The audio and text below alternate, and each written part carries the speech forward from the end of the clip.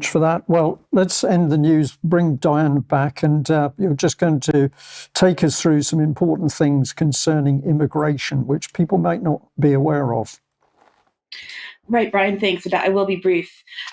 So I was in Sheffield last week for examining a PhD student at the University of Sheffield, and I was walking around the city centre during a break, and I saw this poster here. It made me, think about the issue going on with Rwanda, with people potentially being removed to Rwanda if they are here illegally. And so this was something that was posted in a sort of a shelter area, I guess you would say. And I found it was through an organization called Migrants Organize, which is for refugees and migrants to organize for what they call power, dignity, and justice. And at the same time, I remember seeing this on Sky News a couple of weeks ago around a sex offender who was allowed to stay in the UK, regardless of, they're letting people stay whether or not they are refused or granted asylum, because they think because of their behavior that it's dangerous for them to go back to their own country.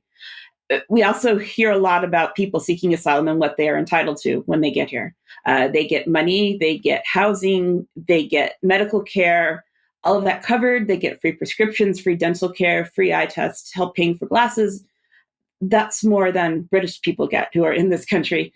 And just from my own personal perspective, I am a migrant worker in this country, even though I'm here legally and I've been here for several years. But when I look at what happened when I had to come here, and I had to pay a lot of my own money to be here, and let's just go through the cost now. If I were to come here as a 2020, say that I had 3 dependents, which includes your spouse. So let's say that I was going to be here for 5 years with 3 dependents, 2 children and a spouse. The application fee for the 4 of us would be £5,680. The immigration health surcharge, which is new, and they've brought that in since I've been here, would be £26,380.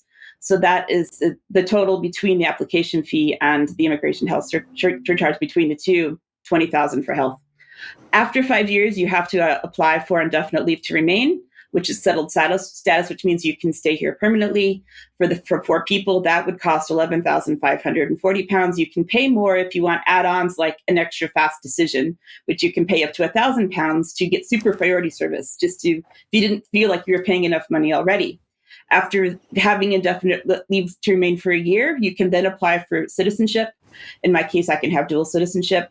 And for 4 people, that would be £6,520 for a grand total over 6 years of over £44,000. And that comes out of our own money, out of the wages that we earn. And meanwhile, we watch all these asylum seekers basically get in for basically nothing. And also, when you come in legally, you have to take a test called Life in the UK, which is a very difficult exam to pass. You have 24 questions. You have to get at least 18 correct to pass. And if you don't pass it, you can't stay in the country. You have to memorize useless facts, not about how to actually live in the UK. And you can't take this until you've been here 5 years. Anyway, you have to memorize things like the 6 wives of King Henry VIII and how they died or how he divorced them or how many children they had, whatever. You also have to learn the values and responsibilities of Britain, which includes obeying and respecting the law, treating others with fairness, things that I would call common decency. But at the same time, we're letting sex offenders stay here, whether or not their applications for asylum are considered. And so I really think that we have a very flawed tiered system here as a migrant worker in the UK. Brian. Diane, thank you very much. Again, a lot of questions in that section. We'll come on to it in future UK column news editions. But I think we can be confident in saying that the crazy system is not accidental. This is orchestrated breakdown in UK for people to be able to take control and power to which they're not entitled. Let's leave it with that comment there. I'm afraid we got to the end of the news today, so we must finish.